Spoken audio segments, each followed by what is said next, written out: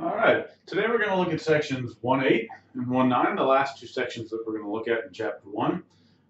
This is more of a geometric type of viewpoint. We're going to start focusing a lot on the geometry of what's going on with the matrix pictures and such. We're going to look at what we're going to call linear transformations.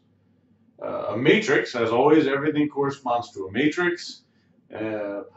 These notions of one-to-one and onto, which you may remember from an algebra class, even one-to-one and onto are notions that we can think of as referring to any type of function. And a linear transformation is just going to be a function. And as always, these things are going to come down to row reduction of a matrix and interpretation of the results. All right, so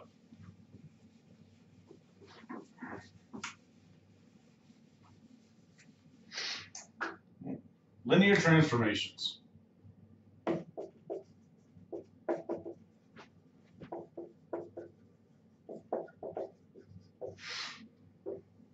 A linear transformation is going to be, so when we think about a function in calculus, we think about a function as having an input and an output. Usually we input a real number and it outputs a real number. F of x equals x squared, or f of x equals sine x, or e to the x. We input a real number and we output a real number. We're going to expand our understanding of what a function is. A transformation is really just something where an input is a vector and I output another vector. But the vectors that we use as inputs and outputs don't actually have to be the same size.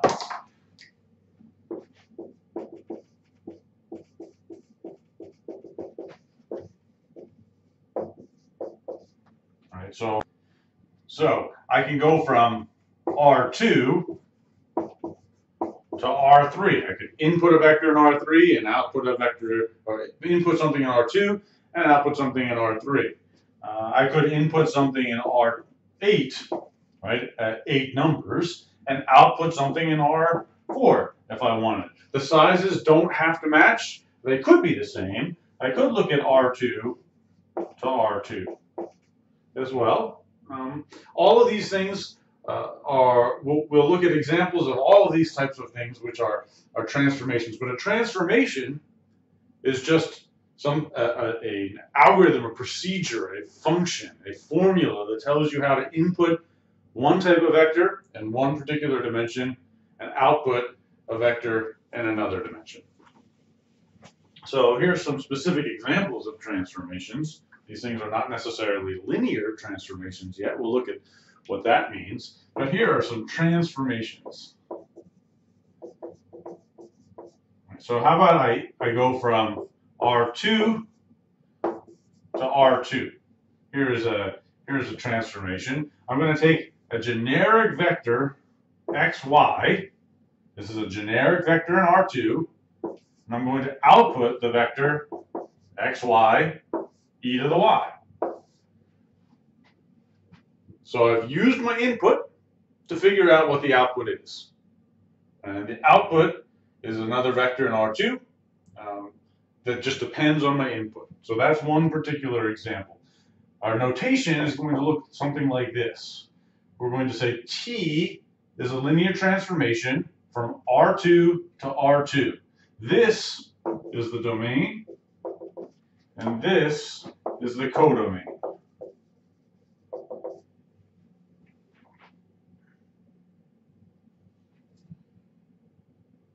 Here's another one.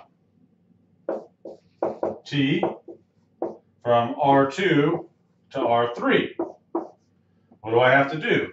I have to tell you what happens to a generic vector in R2, so a generic vector xy, and I have to tell you where it goes, but it has to become a vector that's in R3. So, and it has to use our generic input. So how about x plus y, 2x minus y, and 3x plus 2y. There is taking a generic input, and this formula tells you exactly how to get the output that's in R3. We'll see later that this is an example of a linear transformation, In short, it's a linear transformation because each of the formulas that we're using for the three output components are linear. This one is not.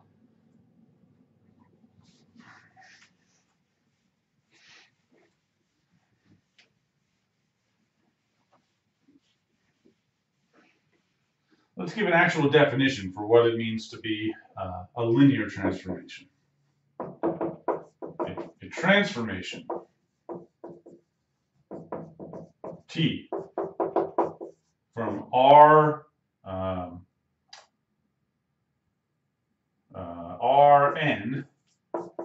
to Rm is linear if the following things are true. This is going to look like a funny sort of definition, but we're going to see why it works in a little bit. If T of u plus v for any input vectors u and v in Rn is the same thing as T is of u plus T of v. All right, so in other words, if I take u and v and I add them up and then I input them into my transformation, it's the same thing as if I would input u into the transformation, input v into the transformation, and then add them up. So I can either add before or after I input and I get the same thing.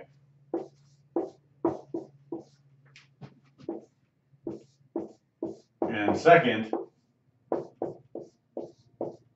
I can scale a vector and then input it, and it's the same thing as if I would input the vector and then scale.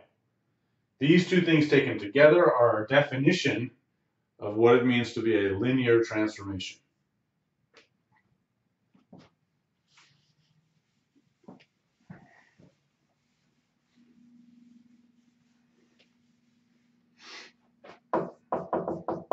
So let's look at one that's a little bit more geometrically defined. Suppose that T is from R2 to R2, and what I do is T of the vector V is rotate V counterclockwise pi over 2 radians.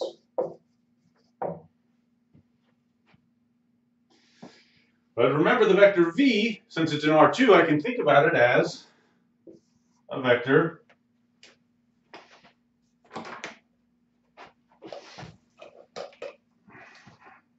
I can think about any input vector as a vector with an arrow pointed from the origin. What does my map, my transformation, say to do? It says rotate it 90 degrees, pi over 2 radians. So this, if this is a vector v, this is the vector tv. That is something which tells you exactly what to do with every single input. No matter what the input vector is, this description, while it's geometric, tells you what to do to get the output. It's not an algebraic explanation of the transformation. It's a more geometric one. We'll actually come up with an algebraic description later, but for now that's okay. We can still ask, is this linear? Is it a linear transformation?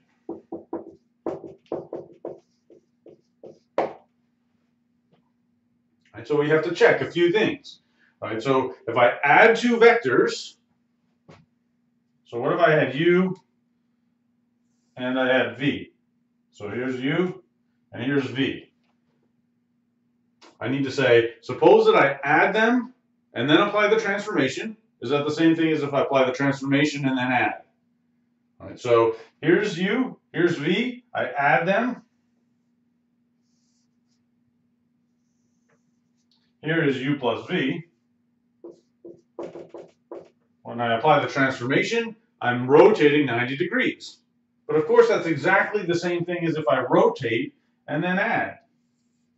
Here's t of u, and then when I add, I missed. And then when I add, I'll get something that looks like this. But the whole box is rotated at the same time. So u and v get rotated, and then I add. It's the same thing as if I would add my vector and then rotate, because that entire parallelogram is going to get rotated 90 degrees. So that first portion is satisfied.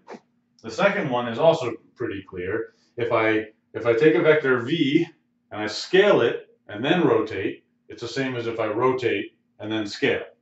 So both of those things are satisfied, and the answer is yes, it is a linear transformation.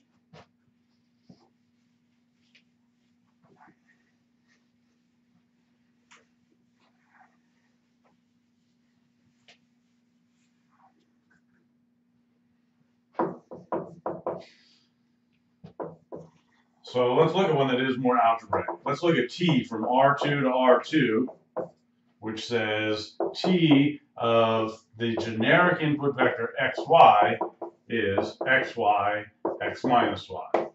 Is this linear?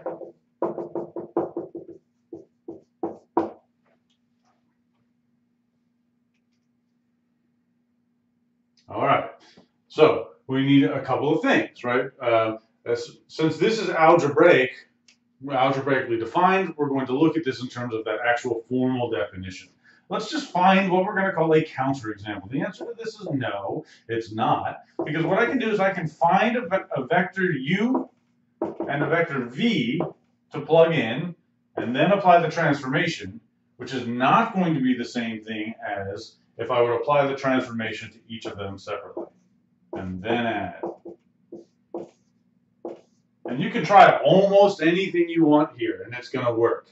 Let's try 2, 1, minus 1, 4. 2, 1, minus 1, 4.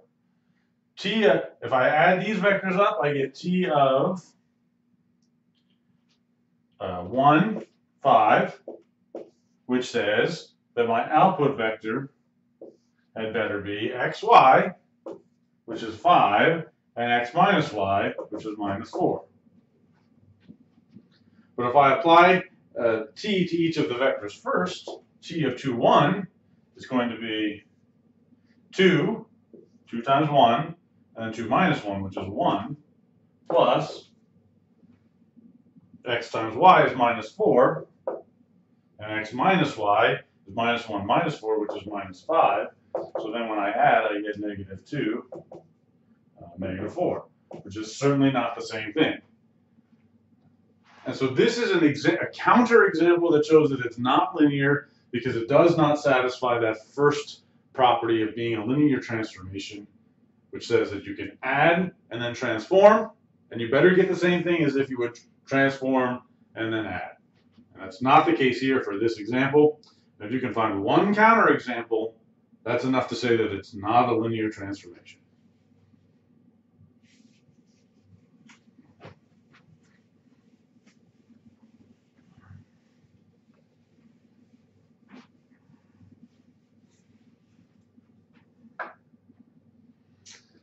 Okay, how about this one?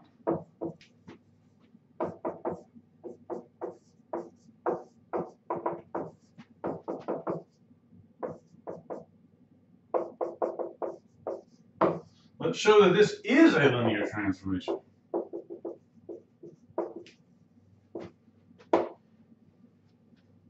And so we're going to need to show both of those properties. So we need to apply t to two generic input vectors. So let's call it x1, y1 plus x2, y2. So now I have two generic input vectors. I better get the same thing as if I apply t to each of those input vectors and then add. So we'll just see what happens. T of x, so this is t of x1 plus x2, y1 plus y2, which is, according to my definition of this transformation, x minus y. So that's the first minus the second. So I get x1 plus x2 minus y1 plus y2. 2x is 2x1 plus 2x2. And then x plus 2y, which is x1 plus y2 plus 2y is 2y1 plus 2y2.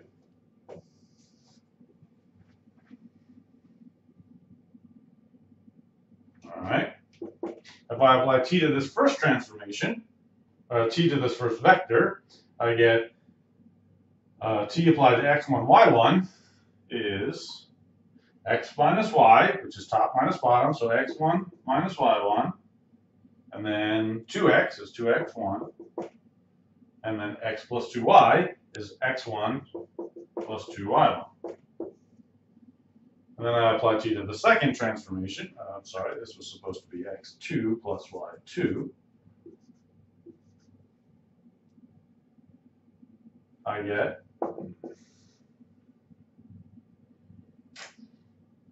x2 minus y2, 2x2, and then x plus 2y is x2 plus 2y2. But when we add these two vectors up, what are we going to get? x1, x2, minus y2, which is exactly what we've got up here. 2x1 plus 2x2 is 2x1 plus 2x2, and x1 plus x2, 2y1 plus 2y2, which is what we have right here. And so they are the same. They match. So part A of our definition of linear transformation is satisfied.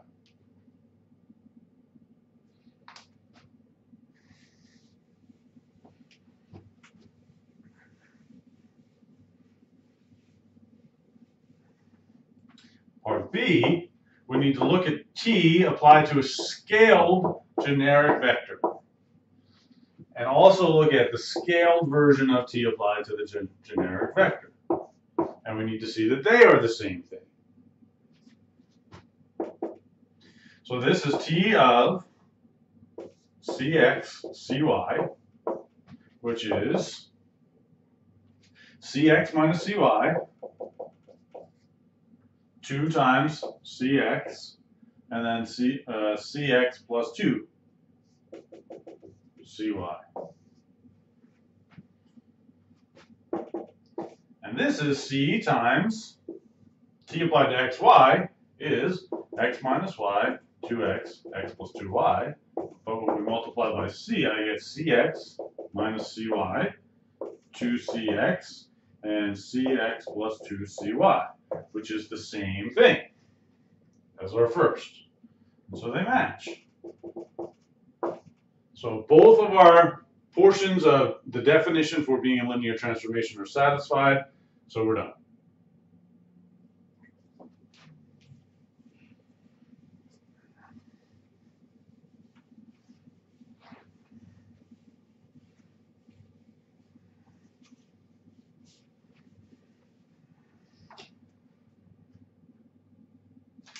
Okay, let's look at another one.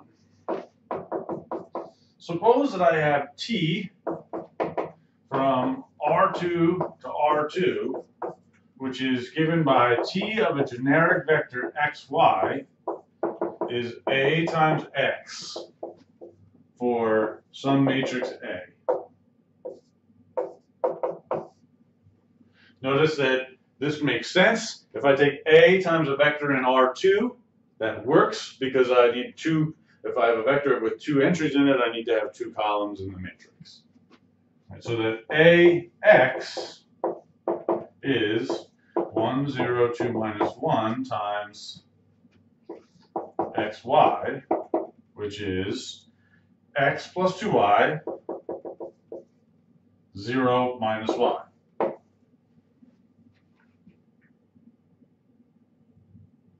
So this is telling us that t of the vector xy is x plus 2y and minus y. Now it looks a lot like the one that we just did.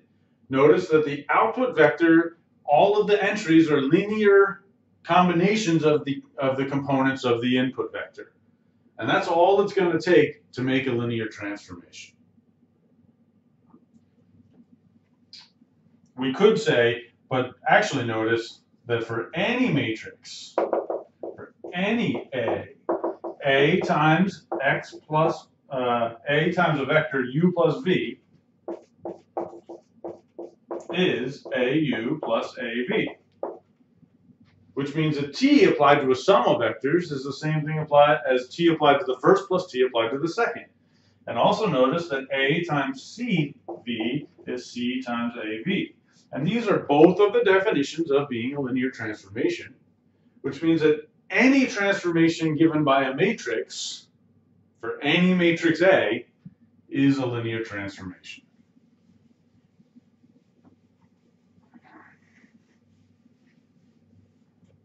In fact, any matrix transformation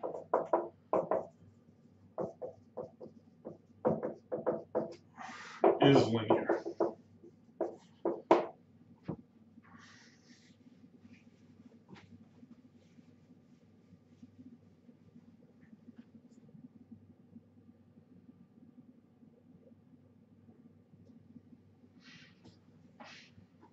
Okay.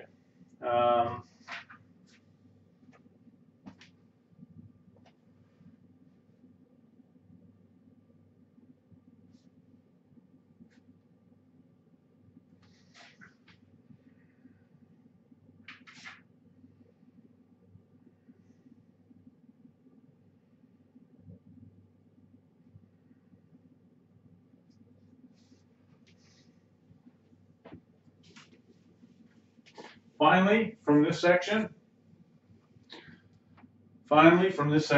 let's notice that if T is linear,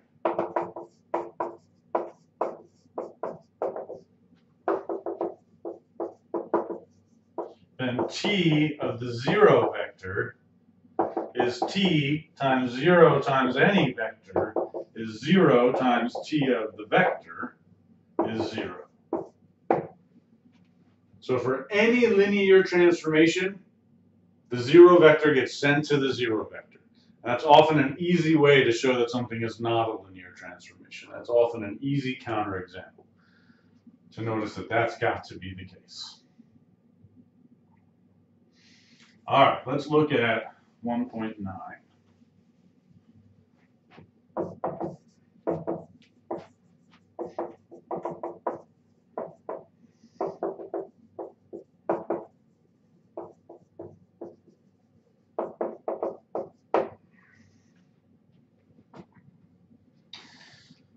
All right, fact.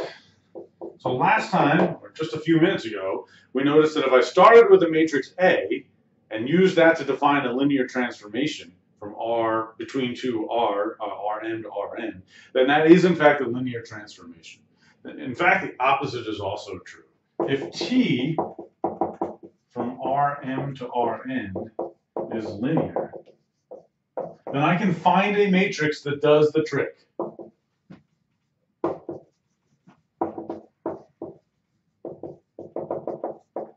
There is a matrix A for which T applied to any input vector x is the same thing as A multiplied by that vector x. And let's see how we can get that. That's our main fact from this section. Any linear transformation is a matrix transformation.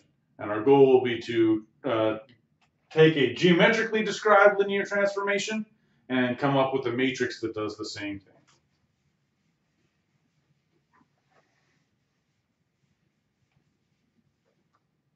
All right, so that's really a theorem, and let's give it a proof.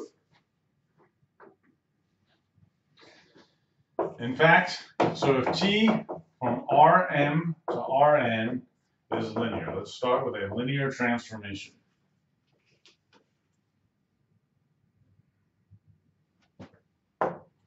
All right, let's let E1, so I'm allowed to input vectors that are in Rm. So there's m entries in the vector. We're going to let E1 be the vector that has 1 in the first entry and zeros everywhere else.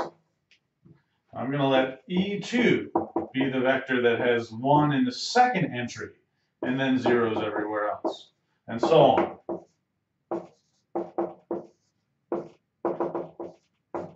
And so EM is the vector with m in the very final entry. All right, so these are just like the standard vectors in the x, y, and z plane if we need a vector that has 1 in the x and nowhere else, a vector that just points along the x-axis, a vector that just points along the y-axis, or a vector that just points along the z-axis in three-dimensional space. But now expanded beyond that as well. So these are going to be our basic vectors.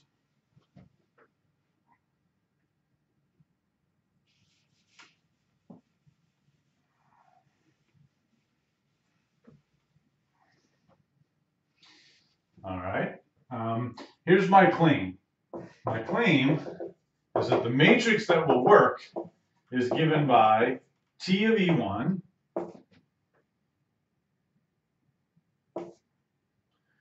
T of E2, T of EM, where these things are then all column vectors. If I take E1 and plug it into T, I get a vector. So this is a vector, this is a vector, this is a vector, and so on and so on and so on. So how many, what is the size of this vector? A is, so how many rows does it have? Well, T of E1 is something that I get by plugging E1 into T, so it's an output. So these things are in Rn. So there are n rows down.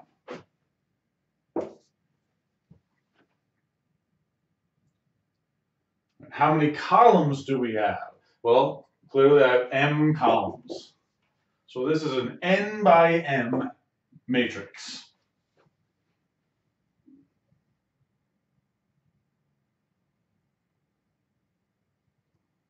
Now, does that work? What am I allowed to input?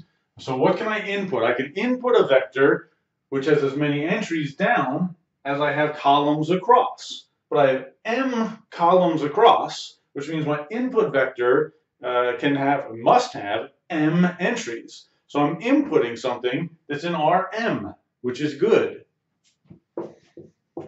So A times X, X is in Rm, and the output for A times X is in Rn, which means that A is a matrix that at least dimension-wise, size-wise, fits what we need to happen. And my claim is that it works overall as well. And let's prove that. All right. So for any vector x in the domain Rm. Okay, so let's take a generic starting vector x in Rm. That's what our input is. Let's notice that x, well, that's going to be x1, x2. Since it's an Rm, it will have m entries. And I can write this in a funny sort of way. I can write this as x1 times this vector, which has a 1 in the first entry and zeros everywhere else, which is what our previously mentioned E1, plus x2 times E2, right? Because this is just pulling off, if I multiply x1 by this, then I get x1 in the first entry and zeros everywhere else. This gets me x2 in the second entry and zeros everywhere else. If I add them, I'm creating x1 and then x2, and then zeros everywhere else. But I add this all the way to the end, xm times zeros except for in the final entry. So this is x1 E1 plus x2 E2 plus xm EM.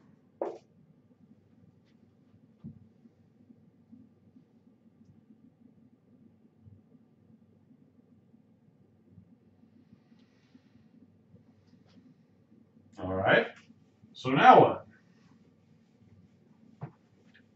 Now I can say that AX, so now what? Now I can say that T applied to the vector X is T applied to this whole vector, x1 E1 plus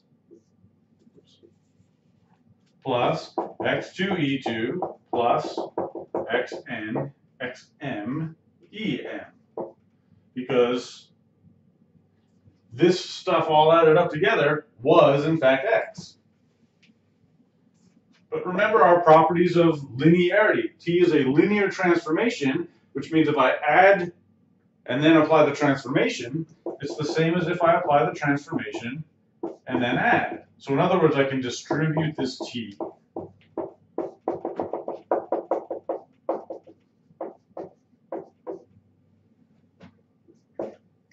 Also, scale input is the same as input scale. So in other words, I can factor out a scaled constant, which in this case is x1.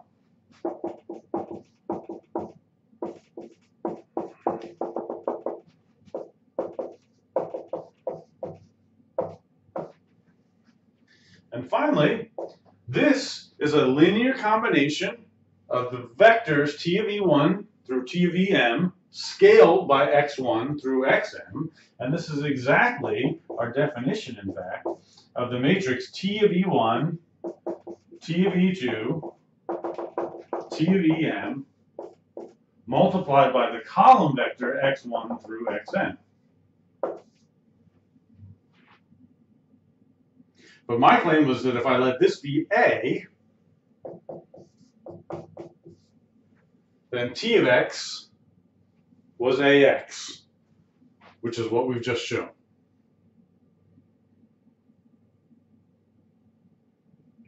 That's a little abstract at this point, and that's fine.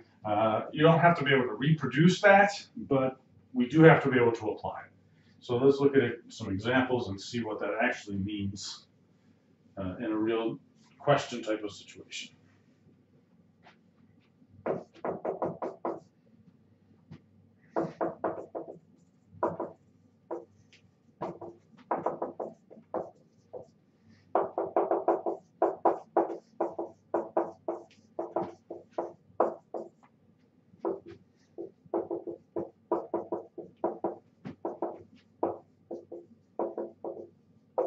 All right, so we looked at this one last time.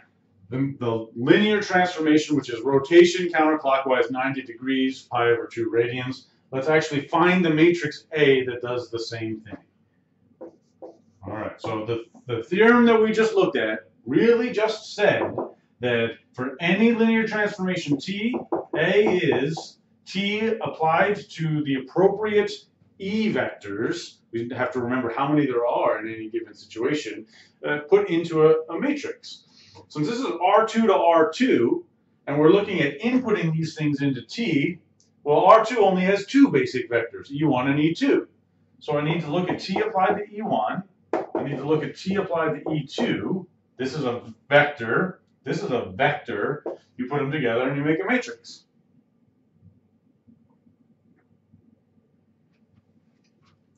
Okay, so T of E1, let's look at that. Let's make a picture, actually. Here's E1. E1 is 1, 0. 1 in the first entry, zeros everywhere else. So here's E1. If I rotate that 90 degrees, what I get is E2, which is 0. 1 in the second entry, zeros everywhere else. So T of E1 is E2, which means this first column is E2, which is 0, 1. T of E2, rotate this 90 degrees, what I actually get is a negative E1. Because now I'm pointing backwards instead of forwards, but its length is still 1. So this will be negative E1. Let's put this over here. T of E1 was E2. And T of E2 is negative E1, which is 0, negative, which is negative 1, 0. So this becomes negative 1, 0, and that's the matrix A.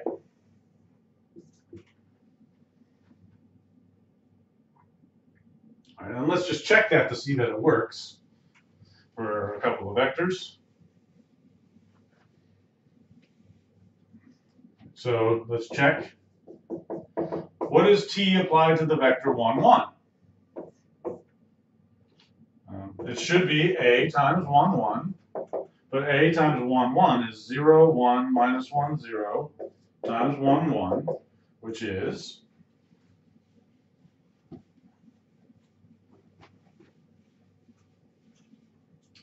0 plus negative 1, which is negative 1, 1 plus 0, which is 1. So let's look at our picture. Here's 1, 1, 1 on the x, 1 on the y. Here's negative 1, 1, negative 1 on the x, 1 on the y, and that is rotation 90 degrees. So in fact, the geometric description of what t does to 1, 1 matches a times the input vector 1, 1. And that's going to work for anything that we would have put here.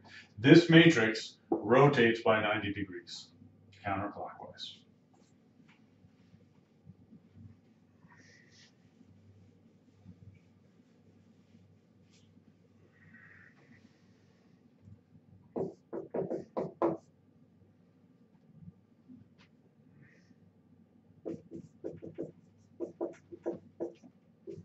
Let's look at a dilation.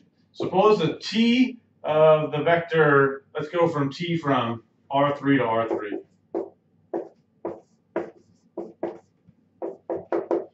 And let's say that t of a vector v is 3v. So I've taken any input vector and I've scaled it to be 3 times as long as it used to be.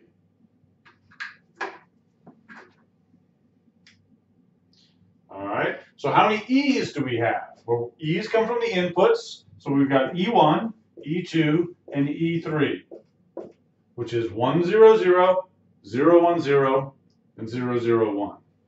We need to apply the linear transformation to each of those and see what we get. Well, that's just 3 times, since the transformation says take 3 times what we used to have, I get 3E1, which is 3, 0, 0. T of E2 is 3E2, which is 0, 3, 0. And T of E3 is 0, 0, 3. Which means I make the matrix A simply by putting these as columns of the matrix A. 3, 0, 0, 0, 3, 0, 0, 0, 3.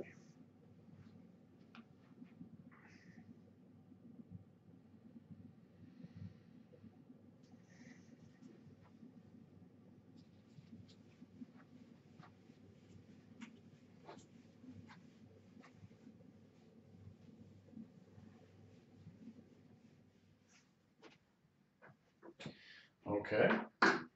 Let's remember a few other words. One-to-one and onto. So one-to-one. So our notion from algebra class, a college algebra class of one-to-one, is that if no 2 inputs yield the same output. That's what one-to-one is, right? So no 2 inputs give me the same output.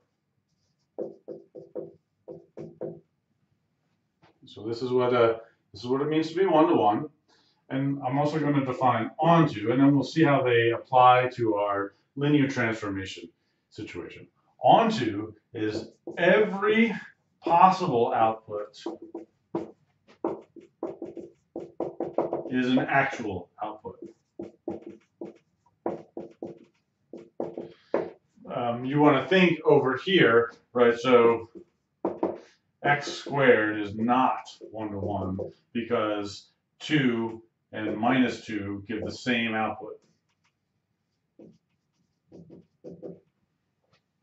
And over here, x squared is not onto because no negative numbers are ever an actual output.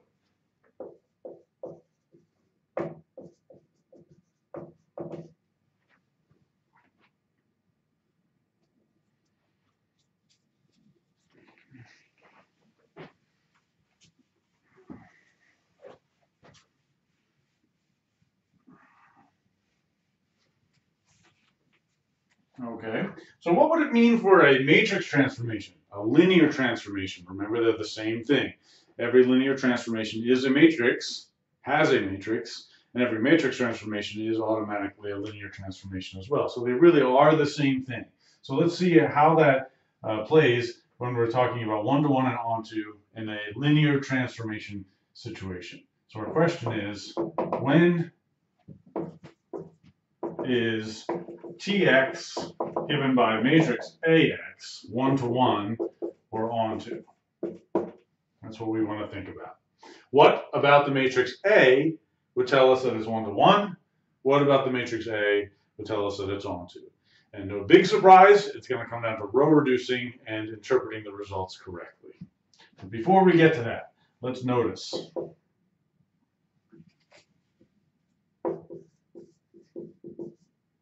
Right, so what's another way of thinking one-to-one? One-to-one means that if T of x1 is equal to T of x2, then I can conclude that x1 is x2. If the outputs are the same, then the inputs are the same. That's what one-to-one means. No two inputs yield the same output. And so if I have two outputs that are the same, then those two inputs are exactly the same. All right, so my claim is that if T is linear,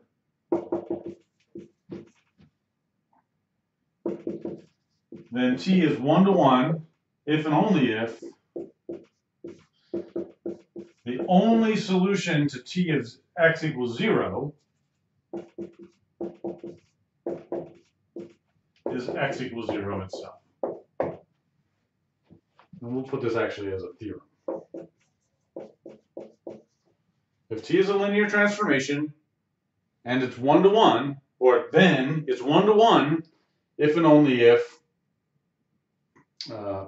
T of x equals 0 implies that x equals 0. The only way to get 0 out is by inputting 0. Let's see how that works. Proof. So suppose T is linear and T is one-to-one. Well, and let's look at it this way. And T is T of x equals 0 implies x equals 0.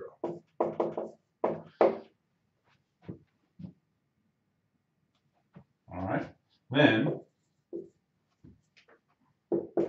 if T of x1 equals T of x2,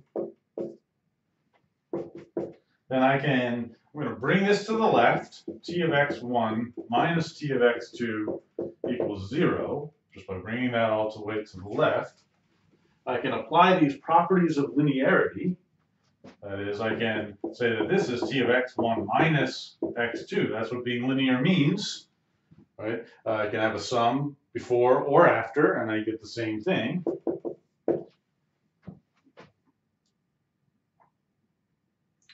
But by our assumption, if T of x is 0, then x is 0. But here's T of something equals 0, so I can conclude that x1 minus x2 is 0, which tells me that x1 is x2. And so what we have is that if two inputs are the same, I can conclude that the outputs are the same.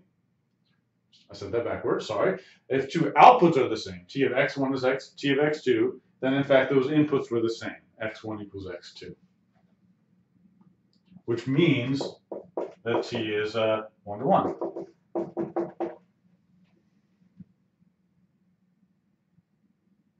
Which means if I want to know if a linear transformation is one-to-one, I just need to say, is this fact true? If I get 0 back, can I conclude that x itself must have been 0? Well, we've already actually looked at that question just in different words, in different language.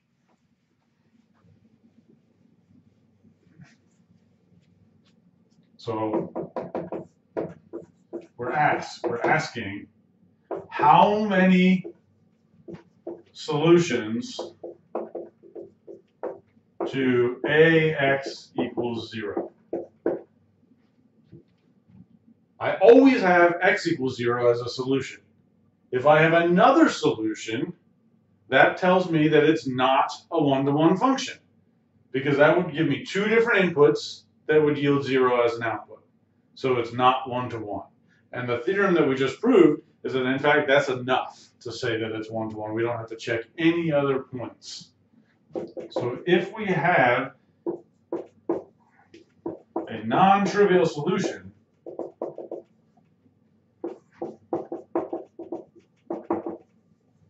then T is not one-to-one. We've also already talked about how you can decide whether or not we have a non-trivial solution. We have a non-trivial solution if and only if the matrix given by A attached to 0 at the end, because we're looking at AX equals 0, which corresponds to A, and the constant column with zeros. If I have a free variable, which corresponds to a non-pivot column, then there is an extra solution other than just X equals 0, if this has a free variable.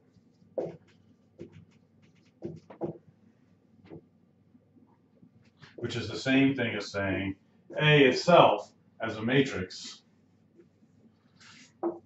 has a non-pivot column.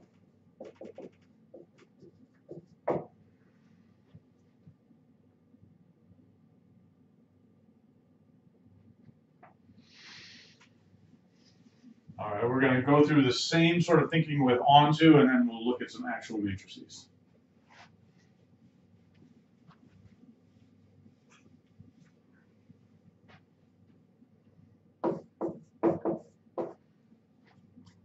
Maybe we'll skip some of the details.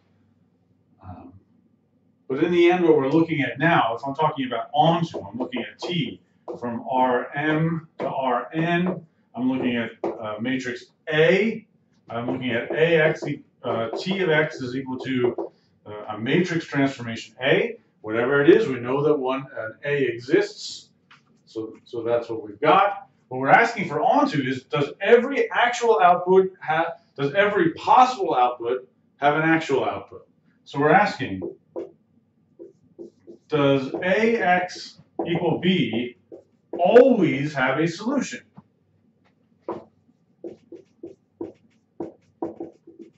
For any B? That's what we want to know. If the answer is yes, then the answer is yes, it's onto. Because any possible output has an actual input that gets you there. Right? So any possible output is an actual output.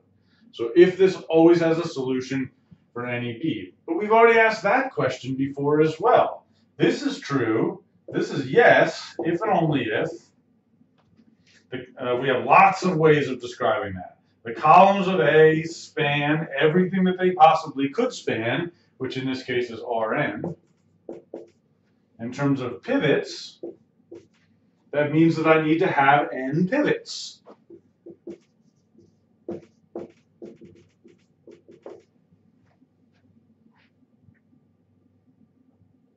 And in the end, that's really all we need. Right, so it's onto if and only if we have as many pivots as possible in terms of the outputs, which are n. So I need to have n pivots back.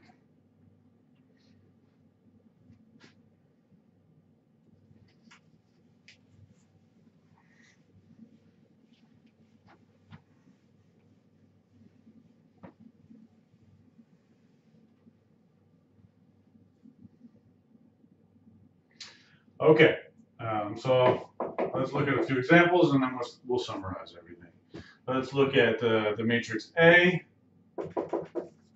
is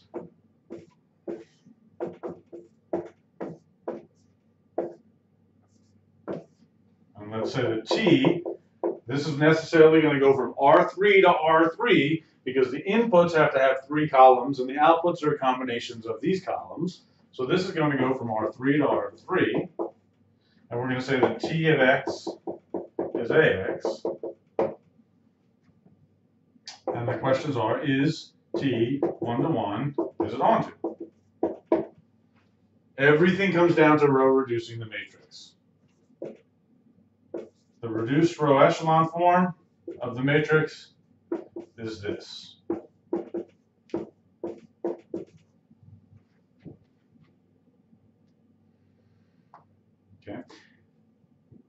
1-to-1 means no free variables if we're thinking about a matrix equation with an extra column of zeros. In terms of pivots, 1-to-1 means that I have to have a pivot in every single column. Right? I need to have no free variables. And that's true here. I've got a pivot here, here, and here. Right, so there are no non-pivot columns. So it is 1-to-1. To be onto, I need as many pivots as I have in my output size. Right? So I'm outputting something in R3, so I need to have 3 pivots. So there are, in fact, 3 pivots, which means really I need a pivot in every row instead of column. So we have 3 pivots, right, 1 in each row. So the answer is yes, it is onto. This is a matrix. For a square matrix, same row and column size, 1-to-1 and onto means that I end up reducing to our favorite matrix, the one with just ones on the diagonal.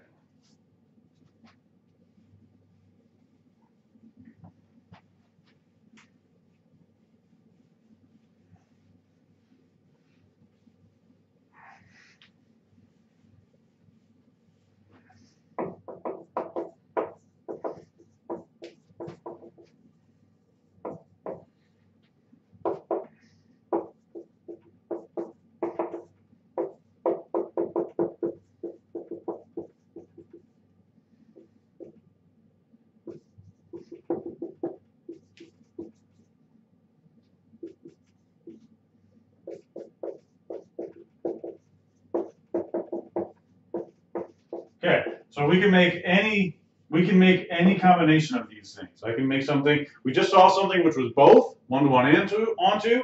We can find something that's neither, or we can find any mixture of the two. So again, what does 1-to-1 mean? 1-to-1 means no free variables, means pivot in every column. So I need a pivot in every column, but if it's not going to be onto, I need to have a row which doesn't have a pivot. So here's one.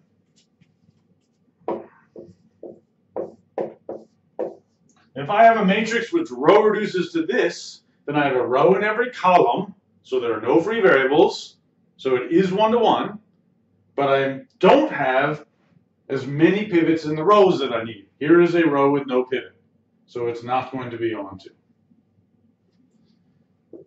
If I need to go the other way, I can actually look at something similar. I can make a matrix which row reduces to this. This is not 1-to-1, because this is a column without a pivot. The third column doesn't have a pivot, but it is onto because I have a pivot in every row. Neither 1-to-1 nor onto. Well, we can have something that looks like this.